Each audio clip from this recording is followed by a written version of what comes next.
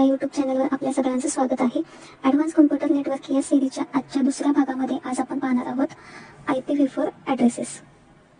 मागील भागामध्ये आपण IP ॲड्रेसबद्दल माहिती पाहिलेलीच आहे. या भागामध्ये आपण IP ॲड्रेसचा फर्स्ट टाईप पाहणार आहोत, तो म्हणजे IPv4 that is internet protocol version 4. चला तर मग सुरुवात करूयात. First of all IP address. तर IP ॲड्रेस हा कशासाठी यूज केला जातो, तर इंटरनेटमध्ये जे कुठले डिव्हायसेस एकमेकांशी कनेक्ट होतात तर ते प्रत्येक डिव्हायसेस युनिकली आयडेंटिफाय करण्यासाठी किंवा युनिकली आयडेंटिफाय व्हावे ह्यासाठी IP ॲड्रेस यूज केला जातो, म्हणजेच नंबरिंग प्रोव्हाइड केलं जातं प्रत्येक डिव्हायसेसला. तर तेच या फर्स्ट स्लाइडमध्ये पहिल्या लाईनमध्ये सांगितलेलं आहे. Each computer connected to internet should be identified uniquely by using IP address. The current version of IP is IPv4 that is Internet Protocol version 4 and whereas advanced version is IPv6 that is Internet Protocol version 6. म्हणजे काय तर IP ॲड्रेसचे दोन versions आहेत, IPv4 आणि IPv6. त्यानंतर बघा next लाईनमध्ये काय म्हटलेलं आहे. An IPv4 address is a 32-bit address that uniquely and universally defines the connection of device, for example, a computer or a router to the internet.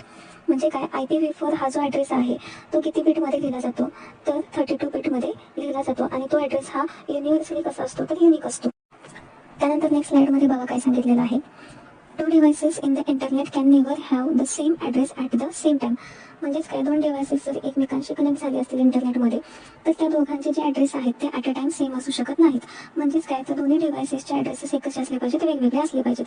If device operating at the network layer, for example router, has m connections to the internet, it needs to have m IP addresses.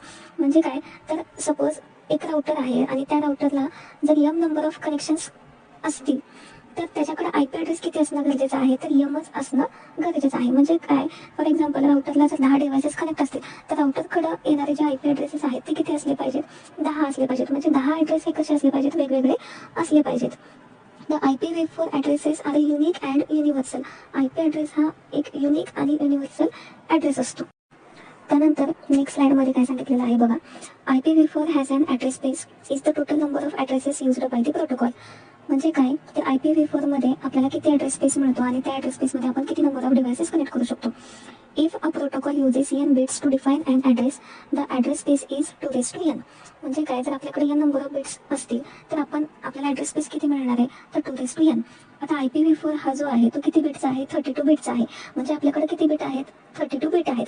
मग आपल्याला address space किती मिळणार तर 2n. म्हणजे काय 232. म्हणजेच काय तर 4 बिलियनपेक्षा जास्त डिव्हायसेस आपण IPv4 मध्ये कनेक्ट करू शकतो. आता इथं स्लाइडमध्ये जो आकडा दाखवलेला आहे तर तेवढे नंबर ऑफ डिव्हायसेस आपण IPv4 मध्ये कनेक्ट करू शकतो. त्यानंतर पुढे बघा. There are two prevalent notations to show and IP ॲड्रेसेस. IP ॲड्रेस हा शो करण्यासाठी दोन नोटेशन्स यूज केले जातात, म्हणजेच बायनरी नोटेशन आणि डॉटेड डेसिमल नोटेशन. आता ह्या स्लाइडमध्ये आपण बघतो binary notation. Address is displayed as a 32 bit. Each octet is often referred to as a byte. आता ऑक्टेट म्हणजे काय तर हे आपण मागच्या लेक्चरमध्ये बघितलेलं आहे. तर जो IP ॲड्रेस आपल्याला दिलेला असतो तर तो 4 नंबर्समध्ये दिलेला असतो आणि प्रत्येक नंबरच्या मध्ये डॉट दिलेला असतो.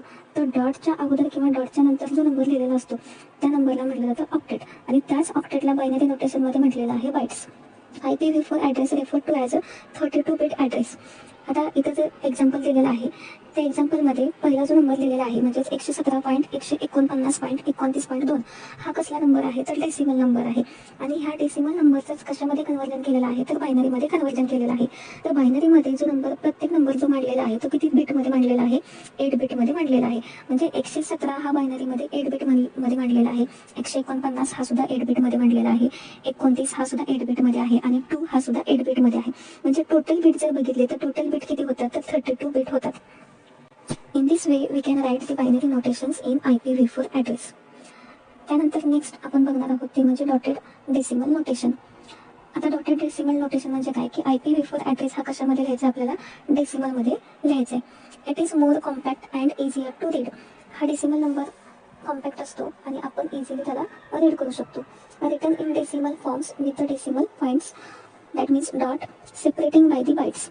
म्हणजे प्रत्येक नंबर हा कशाने सेपरेट केला जातो तर डॉटने सेपरेट केला जातो. For example 117.149.29.2. Each decimal value range from 0 to 255. म्हणजेच काय तर डेसिमल नोटेशनमध्ये जे नंबर लिहिले जातात किंवा बायनरीमध्ये जे नंबर लिहिले जातात त्याची सुरुवात ही कुठून होते तर 0 to 255 पर्यंत आपण IPv4 मध्ये ॲड्रेस नंबर लिहू शकतो. फॉर एक्झाम्पल खाली दाखवलेलं आहे बघा एक्झाम्पलमध्ये dotted decimal notations and binary notations of and IPv4 address. आता खालच्या एक्झाम्पलमध्ये जो नंबर दिलेला आहे तो किती आहे 128.11.3.31. तर ह्या दोघांचंच डेसिमल कन्व्हर्जन आणि बायनरी कन्व्हर्जन दोन्ही त्या एक्झाम्पलमध्ये दाखवलेलं आहे. So by using the binary notations and dotted decimal notations we can represent the IPv4 addresses. आता नेक्स्ट स्लाइडमध्ये एक्झाम्पल सांगितलेले आहेत म्हणजे फायनल एक्झाममध्ये किंवा इतर कोणत्याही एक्झाममध्ये कसे क्वेश्चन विचारले जातात. तर बघा क्वेश्चन आहे change the following IP addresses from the binary notation to the dotted decimal notation. आता एक्झाम्पलमध्ये जे नंबर दिलेले आहेत ते कोणत्या नोटेशनमध्ये आहेत तर बायनरी नोटेशन्समध्ये आहेत आणि त्याचं कन्व्हर्जन आपल्याला कशामध्ये करायचं आहे तर डेसिमल नंबरमध्ये कन्व्हर्जन करायचं आहे. आता जेव्हा आपण बायनरी नोटेशनचं डेसिमलमध्ये कन्व्हर्जन करू त्यावेळेस आपल्याला डेसिमल नंबर मिळतो 129.11.11.239. सेम तसंच दुसऱ्या एक्झाम्पलचं पण आपण जेव्हा डेसिमलमध्ये कन्व्हर्जन करू त्यावेळेस आपल्याला नंबर मिळतो 193.131.27.255. सेम त्याच प्रकारे अजून एक एक्झाम्पल आहे change the following IPv4 addresses from dotted decimal notation to binary notation. म्हणजे आपल्याला देताना डॉटेड डेसिमल नंबर दिला जातो आणि त्याचं कन्व्हर्जन आपल्याला करायचं आहे बायनरीमध्ये. तर इथं एक्झाम्पलमध्ये 2 एक्झाम्पल सांगितलेले आहेत 111.56.45.78. तर ह्याचं ज्यावेळेस आपण कन्व्हर्जन करू तर तो नंबर बायनरीमध्ये बघा कसा दिसतो. आणि दुसरं एक एक्झाम्पल आहे 221.34.7.82. तर त्याचं सुद्धा आपण कशामध्ये कन्व्हर्जन केलेलं आहे बायनरीमध्ये कन्व्हर्जन केलेलं आहे. आता ही जी स्लाइड आहे ह्या स्लाइडवरती जे एक्झाम्पल विचारलेलं आहे तर ते एक्झाम्पल IPv4च्या रूलवरती बेस्ड आहे. तर बघा क्वेश्चन काय आहे find the error if any in the following IPv4 addresses. म्हणजे IPv4चा जो ॲड्रेस आपल्याला प्रोव्हाइड केलेला आहे त्याच्यामध्ये एरर काय आहे हे आपल्याला एक्झाम्पलमधून फाइंड आउट करायचं आहे. आता पहिला ए जो आहे तो IP ॲड्रेस बघा काय दिलेला आहे 111.56.045.78. तर ह्या IP ॲड्रेसमध्ये एरर काय आहे तर 045 हा एरर आहे. आता 045 हा एरर का आहे कारण जो नंबर लिहिला जातो त्याच्या पुढं लिडिंग 0 आहे. ओके 45 हा एक नंबर आहे पण त्याच्या पुढे त्यांनी काय लावलेलं आहे 0 लावलेला आहे. That is the error. That means there must be no leading 0 in IPv4 address.